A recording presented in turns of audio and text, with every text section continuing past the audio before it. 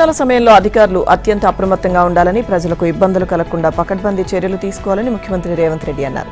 అలసత్వంగా వ్యవహరించే అధికారులపై కఠిన చర్యలు తీసుకుంటామని హెచ్చరించారు. ఈ నెల 9న వర్షం కురిసిన రోజు నగరంలో ఏర్పడ్డ ట్రాఫిక్ జామ్తో ప్రజలు తీవ్ర ఇబ్బందులు పడ్డారని, అందుకు అధికారుల అలసత్వమే కారణమని ఆగ్రహం వ్యక్తం చేశారు. మరోసారి అలా జరిగితే సస్పెండ్ చేస్తానని హెచ్చరించారు. వర్షాకాల సన్నద్ధతపై ఉన్నతాధికారులతో సీఎం సమీక్ష నిర్వహించారు. జూన్ 9న కోర్ అర్బన్ రీజియన్లో వర్షం కారణంగా ఏర్పడిన పరిస్థితులపై ఆరా తీశారు. వర్షాల సమయంలో రాష్ట్ర స్థాయి అధికారుల నుంచి కింది స్థాయి సిబ్బంది వరకు అంతా రోడ్లపై ఉండాల్సిందేనని, అవసరమైతే తాను కూడా రోడ్లపైకి వస్తానని అన్నారు. ఈ నెల 9న వర్షంపై వాతావరణ శాఖ హెచ్చరికలు జారీ చేసినప్పటికీ మున్సిపల్, పోలీసు, ట్రాఫిక్ సిబ్బంది అప్రమత్తం కాలేదని ముఖ్యమంత్రి అసహనం వ్యక్తం చేశారు. వర్షాల సన్నద్ధతపై నెల 1న సమీక్ష నిర్వహించి స్వయంగా అనేక సూచనలు చేశానని, అయినా అధికారులు నిర్లక్ష్యంగా వ్యవహరించారని తీవ్రస్థాయిలో మండిపడ్డారు. వర్షం సమయంలో మున్సిపల్, పోలీసు అధికారుల మధ్య సమన్వయం లోపించింది అన్నారు. ఈ పరిస్థితికి కారణాలను విశ్లేషించి సంబంధిత అధికారులపై చర్యలు తీసుకోవాలని ప్రభుత్వ ప్రధాన కార్యదర్శి రామకృష్ణారావు, అలాగే డీజీపీ సివి ఆనంద్లను ఆదేశించారు. వాతావరణ శాఖ సూచనల మేరకు వర్షాలపై అధికారులు ముందస్తు చర్యలు తీసుకోవాలన్నారు. తనను తెలంగాణ పొలిమేర నుంచి తరిమికొట్టే వ్యక్తి ఇంకా పుట్టలేదని కేంద్ర మంత్రి కిషన్ రెడ్డి అన్నారు. సీఎం రేవంత్ తనను తెలంగాణ నుంచి తరిమి కొడతానని అంటున్నారని, తాను బీఆర్ఎస్ కార్యకర్తను కానని, కాంగ్రెస్ కార్యకర్తను కానని అన్నారు. చేతకాని రాహుల్ గాంధీ నేతృత్వంలో పనిచేస్తున్న వ్యక్తిని కాదంటూ తీవ్రస్థాయిలో ఆగ్రహం వ్యక్తం చేశారు. తాను భారతీయ జనతా పార్టీ కార్యకర్తనని, నరేంద్ర మోదీ నాయకత్వంలో కేంద్ర మంత్రిగా ఉన్నానని, ఈ దేశం కోసం ప్రాణాలకు తెగించి పనిచేసే వాళ్లే బీజేపీ కార్యకర్తలంటూ వ్యాఖ్యానించారు. రేవంత్ పదే పదే బీజేపీ ఎంపీలు రాజీనామా చేయాలని అంటున్నారని, ఎందుకు రాజీనామా చేయాలని ప్రశ్నించారు. మెట్రో మొదటి దశకు కేంద్రం 1200 కోట్లు ఇచ్చినందుక, రెండో దశకు మోదీ ప్రభుత్వం అంగీకరించినందుక, 50% నిధులు ఇవ్వడానికి సిద్ధంగా ఉన్నందుక దేనికి రాజీనామా చేయాలని నిలదీశారు. ఎన్నికల్లో హామీలిచ్చి గ్యారంటీలు అన్నారని ఎద్దేవా చేశారు. సోనియా, రాహుల్, ప్రియాంక ఊరూరు తిరుగుతూ హామీలిచ్చారని మండిపడ్డారు. ఆ హామీలకు ఎవరు బాధ్యత వహిస్తారని ప్రశ్నించారు. వేసవి సెలవుల అనంతరం తెలంగాణలో పాఠశాలలు ఇవాళ తెరుచుకోనున్నాయి. ప్రభుత్వ, ప్రైవేట్ బడులతో పాటు జూనియర్ కాలేజీల్లో 2026-27 కొత్త విద్యా సంవత్సరం ప్రారంభం కానుంది. నిజానికి ఈ నెల 12వ తేదీనే తెరుచుకోవాల్సి ఉన్న చాలా జిల్లాల్లో ఎండల తీవ్రత ఎక్కువగా ఉండడంతో 15వ తేదీ నుంచి ప్రారంభించాలని నిర్ణయించారు. కొత్త విద్యా సంవత్సరంలో అమలు చేయనున్న పథకాలకు సంబంధించి సీఎం రేవంత్ రెడ్డి ఇప్పటికే సమీక్షించి అధికారులకు ప్రత్యేక ఆదేశాలు జారీ చేశారు. రాష్ట్రంలో 27,000 ప్రభుత్వ బడులు, 2,000 గురుకుల విద్యా సంస్థలుండగా వాటిలో సుమారు 27 లక్షల మంది చదువుతున్నారు. వారందరికీ తొలి రోజునే పాఠ్యపుస్తకాలు అందజేయాలన్న సీఎం రేవంత్ ఆదేశాల మేరకు అధికారులు ఏర్పాట్లు చేశారు. ఇప్పటికే 95% పాఠశాలలకు చేరాయని, మిగతా వాటికి 1-2 రోజుల్లో చేరనున్నాయని తెలిపారు. ఇక గురుకుల విద్యార్థులకు ఈసారి వెల్కమ్ కిట్ పేరుతో ప్రత్యేక పథకం అమలు చేస్తున్నారు. అందులో యూనిఫామ్తో పాటు తెల్ల బూట్లు, తెల్ల సాక్స్లు ఉంటాయి. గతంలో బీసీ గురుకులాల్లోని విద్యార్థులకు మాత్రమే బూట్లు ఇచ్చేవారు. ఈసారి అన్ని యాజమాన్యాల్లోని విద్యార్థులకు బూట్లను అందజేస్తున్నారు. ప్రభుత్వ పాఠశాలలు, Kasturba Gandhi, BC, SC, ST, minority గురుకులాల్లోని విద్యార్థులకు ప్రైవేట్, కార్పొరేట్ స్కూళ్ల విద్యార్థుల తరహాలో మన్నికైన యూనిఫామ్లను అందించేందుకు సర్కార్ ఏర్పాట్లు చేసింది.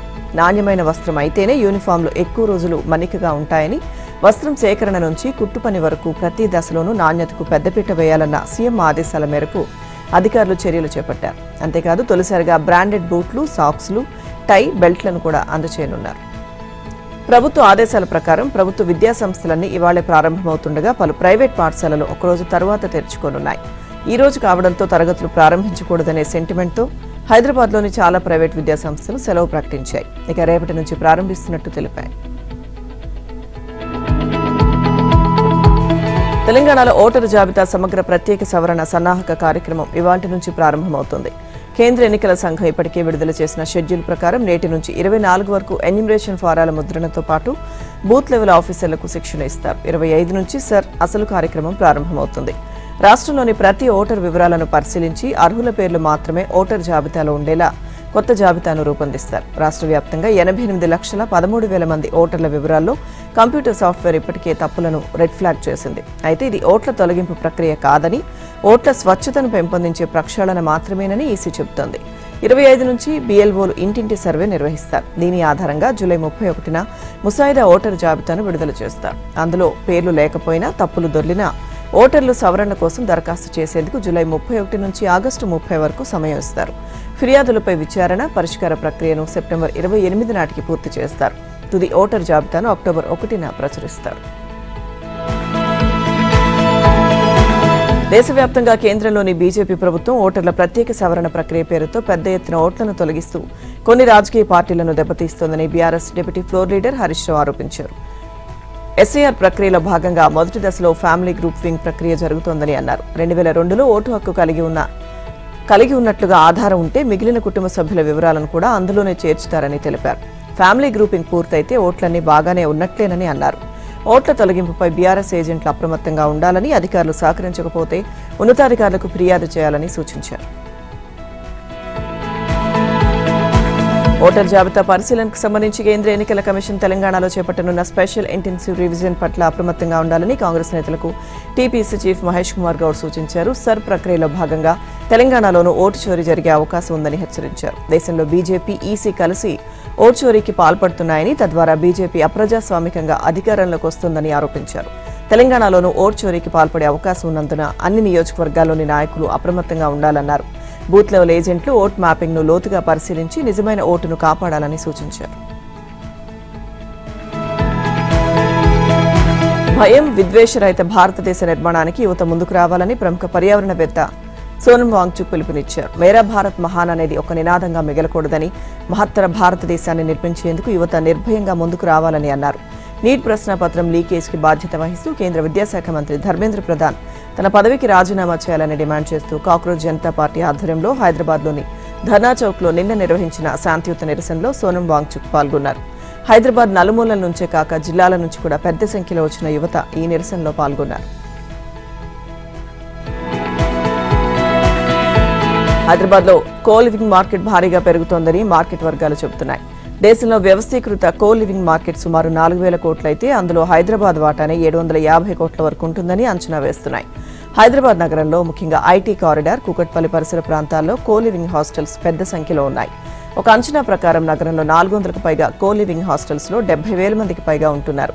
పలు నగరాల్లో కో లివింగ్ స్పేస్లను నిర్వహిస్తున్న ఒక సంస్థ ప్రతినిధి మాట్లాడుతూ హైదరాబాద్లోని ఐటీ ఉద్యోగుల్లో, ప్రతిష్టాత్మక విద్యాసంస్థలో చదువుకునే వారిలో చాలా మంది ఇతర రాష్ట్రాలు, ప్రాంతాల నుంచి వచ్చిన వారేనని చెప్పారు. చాలా కంపెనీలు హైబ్రిడ్ వర్క్ విధానాన్ని అనుసరిస్తున్నాయని, దీంతో చాలా మంది కో లివింగ్ వైపు చూస్తున్నారని తెలిపారు. పేటీఎం బ్యాచ్ పడగ విప్పుతోంది. తెలంగాణలోనూ బుసలు కొడుతూ విషం చిమ్ముతోంది. ప్రభుత్వం అన్ని రకాలుగా స్పష్టత ఇచ్చినా తన పాలసీ మార్చుకోవడం లేదు. ఒకే అబద్ధానికి రోజుకో రకం కొత్త వక్రీకరణలు జోడిస్తోంది. ఇదంతా 2019 ఎన్నికల ముందు చేసింది. అప్పట్లో అమరావతిపై ఒక కులం ముద్ర వేశారు. టీఎస్పీ పదోన్నతులు ఒక్క కులం వారికి దక్కాయని అన్నారు. ఇక కులాల మధ్య చిచ్చు పెట్టేందుకు నానా రచ్చ చేశారు. తప్పుడు ప్రచారంతో అధికారంలోకి వచ్చారు. ఇప్పుడు కూడా మెగా డిఎస్సీపై ఒక ఆరోపణ చేయడం, అది అబద్ధమని రుజువైనా వెంటనే మరో ఆరోపణ చేయడం, అది అబద్ధమని తేలినా మళ్లీ అదే వరుస. ప్రతిసారి బొక్కబోర్లా పడుతున్నా వైసీపీ తీరు మాత్రం మారడం లేదు. మెగా డిఎస్సీలో లేని అక్రమాలు జరిగాయని జనాన్ని నమ్మించడానికి పడరాని పాటలు పడుతోంది. మొదట పేపర్ లీక్ అన్నారు. ఇక ఆ ఆరోపణ తప్పని రుజువైంది. తర్వాత మెరిట్ జాబితాలు పెట్టలేదన్నారు. అది అబద్ధమని తేలింది. అయినా అభ్యర్థులను సర్టిఫికెట్ల పరిశీలనకు పిలిచినా ఉద్యోగం ఎందుకు ఇవ్వలేదంటూ ఆరోపణలు మొదలుపెట్టారు. ఏపీలో పెట్టుబడులు పెట్టేలా వాణిజ్య, పారిశ్రామిక సంస్థలను ఒప్పించేందుకు ముఖ్యమంత్రి చంద్రబాబు నిన్న సింగపూర్ పర్యటనకు వెళ్లారు. దిగ్గజ వ్యాపార సంస్థల ప్రతినిధులతో ఆయన వరుస సమావేశం కానున్నారు. రాష్ట్రంలో అమలు చేస్తున్న స్పీడ్ ఆఫ్ డూయింగ్ బిజినెస్ విధానాలు, పెట్టుబడులు పెట్టేందుకు ప్రతిపాదనలు వచ్చిన వెంటనే ఆమోదించడం, పరిశ్రమలు స్థాపించే వరకు అందిస్తున్న సహకారం గురించి సింగపూర్ ప్రభుత్వంతో పాటు వాణిజ్య, పారిశ్రామిక సంస్థల యాజమాన్యాలకు ముఖ్యమంత్రి వివరించనున్నారు. ఇవాళ సింగపూర్ ప్రధాని లారెన్స్ వాంగ్తోనూ పారిశ్రామికవేత్తలతోనూ సమావేశమవుతారు. రేపు వరల్డ్ సిటీ సమ్మిట్లోనూ సిఐఐ నిర్వహించే రోడ్ షోలోనూ పాల్గొంటారు. వరల్డ్ సిటీ సమ్మిట్లో వాణిజ్య, పారిశ్రామిక దిగ్గజ సంస్థలతో 1-to-1 సమావేశాలు నిర్వహించనున్నారు. సిఐఐ నిర్వహించే రోడ్ షోలోనూ ప్రత్యేకంగా సమావేశమవుతారు. రాష్ట్రంలో పెట్టుబడులు పెట్టేందుకున్న అవకాశాలు, సహజ వనరులు, ఎలక్ట్రానిక్ రంగ పరిశ్రమలకు ప్రభుత్వం ఇస్తున్న ప్రాధాన్యం, ప్రోత్సాహకం వంటి అంశాల గురించి సింగపూర్ పారిశ్రామిక, వాణిజ్య దిగ్గజ సంస్థలకు సీఎం వివరించనున్నారు. ప్రధానంగా బ్లాక్ చైన్ ఆర్థిక సంస్థలకు రాష్ట్రం గమ్యస్థానమని తెలియజేయనున్నారు. 2 రోజుల పర్యటనలో భాగంగా గడిచిన 2 ఏళ్లలో రాష్ట్రానికి వచ్చిన పారిశ్రామిక, వాణిజ్య పెట్టుబడుల గురించి అక్కడి సంస్థలకు సీఎం వివరించనున్నారు. డీజిల్ వినియోగం తగ్గించి పర్యావరణ ముప్పును అధిగమించేందుకు కేంద్ర ప్రభుత్వం ఎలక్ట్రిక్ బస్సుల్ని ప్రోత్సహిస్తోంది. ఈ క్రమంలో ఏపీలో కూడా ఎలక్ట్రిక్ బస్సులే సమకూర్చుకుని 2030 నాటికి పల్లె వెలుగు బస్సుల స్థానంలో ఈ బస్సులని నడిపించాలని ప్రభుత్వం భావిస్తోంది. దీనికి సంబంధించి రాష్ట్రంలో గ్రీన్ ట్రాన్స్పోర్ట్కు అవసరమైన మౌలిక సదుపాయాల కల్పన పనులను వేగంగా పూర్తి చేస్తుంది. అయితే ఎలక్ట్రిక్ బస్సుల విషయంలో ఆర్టీసీ ఉద్యోగ సంఘాలు ఆందోళన వ్యక్తం చేస్తున్నాయి. ఈ బస్సులకు తాము వ్యతిరేకం కాదని చెబుతూనే కేంద్రం ఇచ్చే సబ్సిడీతో పాటు డిపోల స్థలాలను ప్రైవేటుకు అప్పగించడాన్ని ప్రశ్నిస్తున్నాయి. ఆరోగ్య శాఖ కార్యదర్శి సౌరభ్ గౌర్పై ప్రభుత్వం బదిలీ వేటు వేసింది. ఆయన్ను జీఏడీకి సరెండర్ చేస్తూ ప్రభుత్వ ప్రధాన కార్యదర్శి జి సాయి ప్రసాద్ ఉత్తర్వులు జారీ చేశారు. గౌర్ స్థానంలో మున్సిపల్ శాఖ ముఖ్య కార్యదర్శి ఎస్ సురేష్ కుమార్ కు అదనపు బాధ్యతలు అప్పగించారు. దీంతో పాటు APM SIDC MD, drug DG పోస్టుల అదనపు బాధ్యతలను కూడా సురేష్ కుమార్ కు అప్పగిస్తున్నట్లు ఉత్తర్వుల్లో తెలిపారు. 2002 బ్యాచ్కు చెందిన ఐఏఎస్ అధికారి సౌరభ్ గౌర్ గతేడాది సెప్టెంబర్లో ఆరోగ్య శాఖ కార్యదర్శిగా బాధ్యతలు స్వీకరించారు. అప్పటి నుంచి శాఖలో తాను చెప్పిందే వేదం అన్నట్లుగా వ్యవహరించారు. టెండర్ల ప్రక్రియలో నిబంధనలకు తిలోదకాలిచ్చి కంపెనీలకు ఇష్టారాజ్యంగా ఆర్డర్లు ఇచ్చేసేవారు. ఇక నిబంధనలకు విరుద్ధంగా health secretary, APM SIDC MD, drugs DG పోస్టులను తన వద్దనే పెట్టుకున్నారు. ఏపీలోని అన్ని పట్టణాల్లో ఎల్ఈడీ వెలుగులు నింపే భారీ కార్యక్రమానికి రాష్ట్ర ప్రభుత్వం శ్రీకారం చుట్టింది. కేంద్ర విద్యుత్ శాఖ పరిధిలోని ఎనర్జీ ఎఫిషియన్సీ సర్వీసెస్ లిమిటెడ్ భాగస్వామ్యంతో రాష్ట్రంలోని అన్ని పట్టణ స్థానిక సంస్థల్లో ఐఓటీ ఆధారిత integrated lighting management system smart వీధి దీపాల ప్రాజెక్టును అమలు చేయాలని రాష్ట్ర ప్రభుత్వం నిర్ణయించింది. కేంద్ర ప్రభుత్వ స్ట్రీట్ లైటింగ్ నేషనల్ ప్రోగ్రాంలో భాగంగా అమలు చేస్తున్న ఈ ప్రాజెక్ట్ దేశంలోనే అతిపెద్ద స్మార్ట్ వీధి దీపాల ప్రాజెక్టుగా నిలవనుంది. ఇక ఈ ప్రాజెక్టును 6 నెలల్లో పూర్తి చేయాలని ముఖ్యమంత్రి చంద్రబాబు అధికారులను ఆదేశించారు. ఈ కొత్త ప్రాజెక్టు ద్వారా పర్యావరణ పరిరక్షణతో పాటు కనీసం 30% విద్యుత్ ఆదా అవుతుంది. సాధారణ వీధి దీపాలు వాట్కు 100 ల్యూమెన్స్ సామర్థ్యాన్ని ఇస్తే ఈ కొత్త ఎల్ఈడీ దీపాలు వాట్కు 150 ల్యూమెన్స్ సామర్థ్యంతో మెరుగైన వెలుతురును ఇచ్చి విద్యుత్ను ఆదా చేస్తాయి.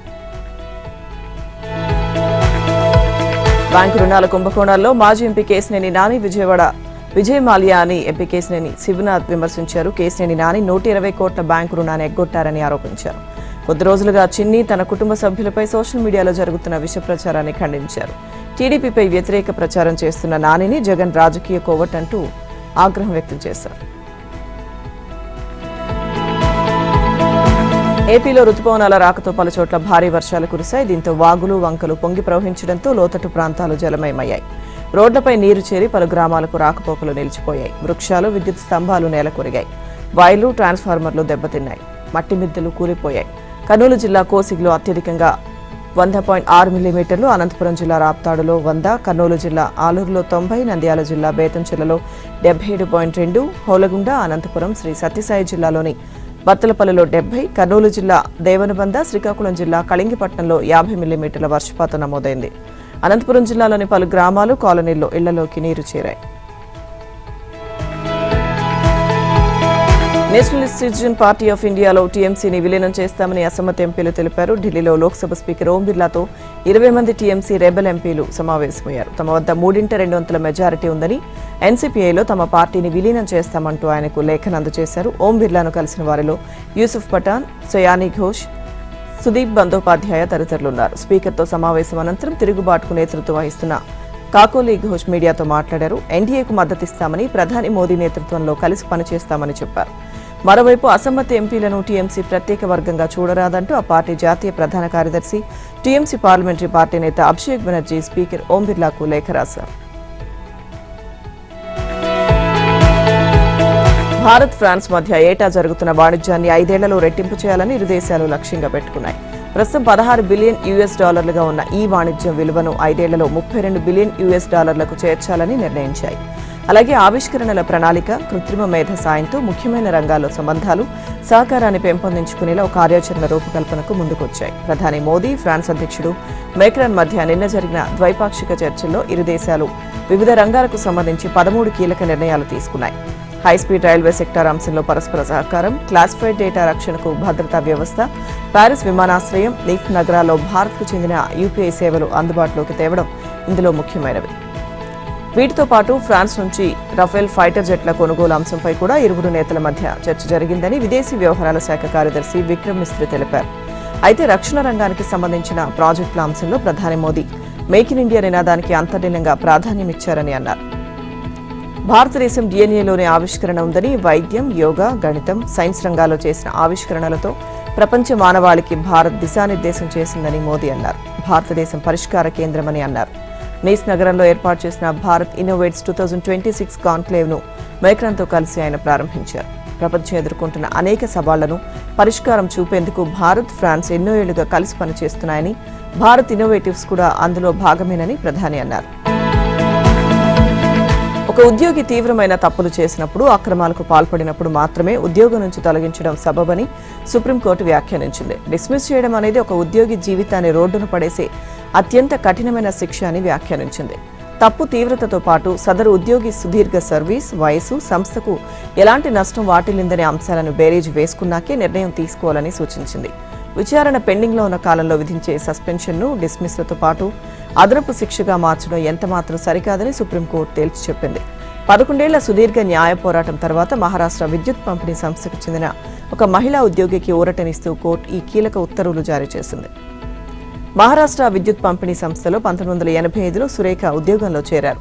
బదిలీల వ్యవహారంలో ఆ సంస్థపై ఆమె న్యాయ పోరాటం చేసి గెలిచారు. దీనికి కక్ష సాధింపుగా సంస్థ ఆమెపై అంతర్గత విచారణ జరిపి 2006లో సస్పెండ్ చేసింది. 2017లో ఆమెను ఉద్యోగం నుంచి తొలగించింది. పైగా 11 ఏళ్ల సస్పెన్షన్ కాలాన్ని కూడా శిక్షగా మారుస్తూ ఆమెకు రావాల్సిన ఆర్థిక ప్రయోజనాలను నిలిపివేసింది. ఇంధన, ఆటోమొబైల్ రంగాల్లో ఒక చారిత్రాత్మక మార్పు దిశగా కీలక ముందడుగు పడింది. ఇథనాల్తో నడిచే వాహనాల తయారీకి మార్గం సుగమం చేస్తూ 100% ఇథనాల్ నిబంధనలను కేంద్రం ఆమోదం తెలిపింది. ఇక విదేశాల నుంచి భారీగా దిగుమతి చేసుకుంటున్న ముడి చమురుపై ఆధారపడ్డాన్ని తగ్గించి స్వదేశీ, పర్యావరణ అనుకూల ఇంధనాలను ప్రోత్సహించేందుకు ఈ నిర్ణయం తీసుకుంది. కేంద్ర రోడ్డు రవాణా శాఖ మంత్రి నితిన్ గడ్కరీ ఈ నిబంధనలకు పచ్చజెండా ఊపడంతో ఇప్పుడు దేశమంతా ఇథనాల్పై చర్చ నడుస్తోంది. మారుతి సుజుకి, టొయోటా, అలాగే ఎంజీ, హుండాయ్ వంటి అనేక సంస్థలు ఈ ఇంధనంతో నడిచే వాహనాలు తయారు చేసేందుకు సిద్ధమవుతున్నాయి. మహిళల టీ20 వరల్డ్ కప్ లో భారత జట్టు ఘనంగా బోణీ చేసింది. దాయాది పాకిస్తాన్తో జరిగిన తొలి మ్యాచ్లోనే హర్మన్ ప్రీత్ సేన అదరగొట్టింది. బ్యాటింగ్లో కాస్త తడబడినట్టు కనిపించినా బౌలింగ్లో మాత్రం అంచనాలను అందుకుంది. ఇక స్పిన్నర్లు దీప్తి శర్మ, శ్రీచరణి ప్రత్యర్థిని తమ మ్యాజిక్ బంతులతో చుట్టేశారు. ఈ మ్యాచ్లో భారత్ 64 పరుగుల తేడాతో ఘన విజయం సాధించింది.